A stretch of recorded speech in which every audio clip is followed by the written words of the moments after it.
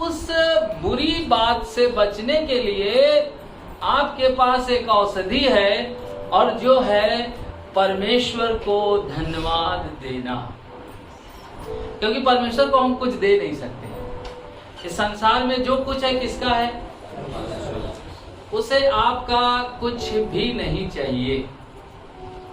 जैसे माँ बाप को कुछ नहीं चाहिए बच्चों से, चाहिए कोई माँ बाप कहते हैं भैया पर तुम खुश रहो तो हमारी जिंदगी अपने आप,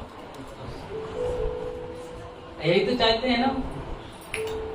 चाहे वो बेटा हो चाहे बेटी हो, माँ बाप की क्या इच्छा है? माँ बाप कभी भी बच्चों से कुछ नहीं चाहते, उनके पास तो देने के लिए होता है। नहीं, माता पिता देते ही हैं, लेते कभी नहीं बच्चों से। हो सकता है आपको दिखता ना हो। हम देने में सिर्फ क्या समझते हैं? कपड़ा, घड़ी, गाड़ी, घोड़ा, मकान और तमाम भौतिक चीजों को देख सकते हैं। देख सकते हैं कि नहीं देख? मगर परमेश्वर ये बात उनके अंदर डाल चुका है, क्योंकि उनके अंदर वही हृदय है जो परमेश्वर का हृदय है। माँ बाप के अंदर किसका हृदय है? परमेश्वर का हृदय है। और परमेश्वर कभी भी कुछ भी नहीं चाहता है, और वो हमें दिखता नहीं है। कई बार हमारे जीवन में परमेश्वर निरंतर काम करते रहते हैं और हमें कुछ दिखता नहीं है। हमें लगता है हम तो सन्नाटे में हैं, हमारा जीवन तो बिल्कुल एकदम सन्नाटे में चल रहा है। मगर भैया जो ऑक्सीजन गैस मिल रही वो भी परमेश्वर आपको फ्री में दे रहा है। नहीं तो एक घंटे की ऑक्सीजन गैस कितने की होती है? अरे बोलिए ना।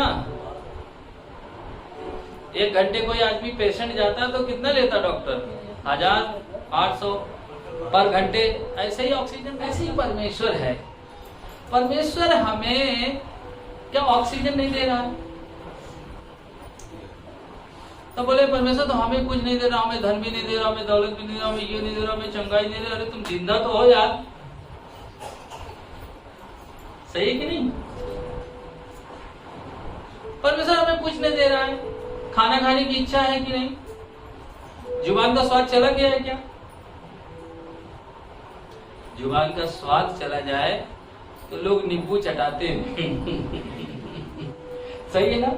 बुखार आ जाए तो क्या होता है? अरे भैया जुबान क्या हो गई, मेरी खराब हो गई है।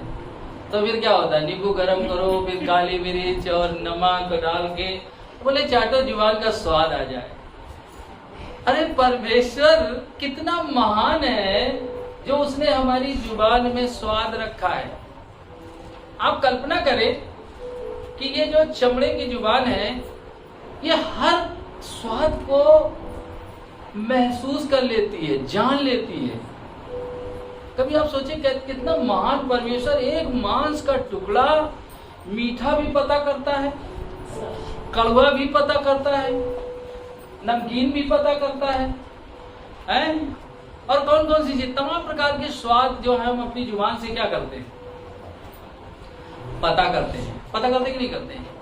जिस मतलब जो एकदम बिल्कुल जिसके पास कुछ भी नहीं है, कपड़े भी नहीं है, घर भी नहीं है, मकान भी नहीं है, खाने को भी कुछ नहीं है, मगर उसके बाद जुबान है और जुबान में स्वाद दे रखा है। वो गुड़ खाता तो उसका स्वाद अलग है, रसमलाई खाता तो उसका स्वाद अलग है, गुड़ की जलेबी खाता है गांव में तो उसका भी स्वाद अलग है, और वही रसमलाई खाता तो उसका स्वाद अलग है। तो दिखता तो नहीं है, मगर परमेश्वर अदृश्य रूप में हमारे जीवन में बहुत ही ब्लेसिंग रखता है। लगता कि नहीं लगता? ऐसे ही हमारे जीवन में हमारे माता पिता भी बहुत चीजों में न दिखे कि उन्होंने हमारे लिए कुछ नहीं किया, मगर उनकी आशीषें गुप्त रूप से हमारे जीवन में बनी रहती हैं। समझ रहे कि नहीं समझ पा रहे हैं? इसलिए परमेश्वर का धन्यवाद करो।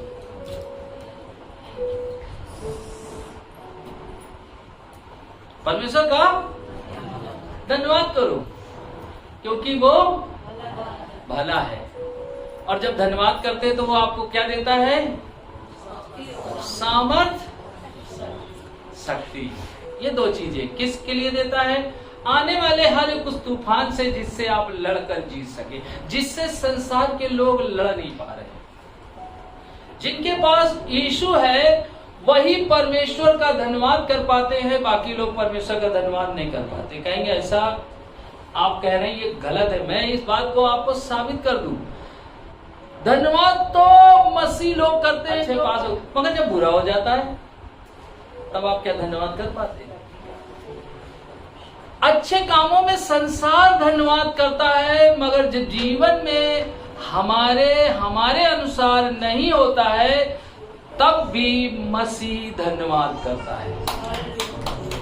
तब भी क्या करता है? मसीह धन्यवाद करता है, क्योंकि उसे वही तो शक्ति और सामर्थ को प्राप्त करता है। और जब आप ऐसा धन्यवाद करते हैं तब आपके जीवन में वो सामर्थ आ जाती है कि आप एड्स की बीमारी को हरा सकते हैं, आप शुगर की बीमारी को हरा सकते हैं, आप कैंसर की बीमारी को हरा सकते हैं, आप किडनी की बीमारी को हरा सकते हैं, आप लीवर की बीमारी को हरा सकते हैं। जो भी शरीर में आपके दिखता है, आपके लिए उस पर जय पाना कठिन नहीं है, सरल है, क्योंकि परमेश्वर का धन्यवाद करने के कारण आपके जीवन में सामर्थ और शक्ति काम करती है। आपके जीवन में क्या काम करती है? धन्यवाद करने के कारण। इसलिए अपने कठिन समय में जब आपके जीवन में लगे कि मेरे साथ सही नहीं हो रहा है, मेरा तो कुछ नहीं हो रहा है, तब आप क्या करो? परमेश्वर का धन्यवाद करो, ताकि आने वाली बड़ी विपत्ति पर आप जय पा सको। बड़ी समस्या पर जय पाने के लिए लंबी दूरी गाड़ी चलाने के लिए क्या करना पड़ता है? उसमें ज्यादा पेट्रोल भरवाना पड़ता है, क्योंकि आपको लंबी यात्रा तय करनी है। सही है ना? वैसे ही हमारे जीवन में बड़ी चीजों से लड़ने के लिए हर उस बात के लिए धन्यवाद करना है जो आपके अनुसार नहीं है, और आपको लगता है ये मेरे लिए सही नहीं हो रहा है। समझ रहे कि नहीं? वो शक्ति इसीलिए मिली है। हमारी अभी कोई अपनी जमीन नहीं है। कृपया God's fire fellowship trust centre बनाने के लिए परमेश्वर से भूमि के लिए प्रार्थना करें। We do not have any land now.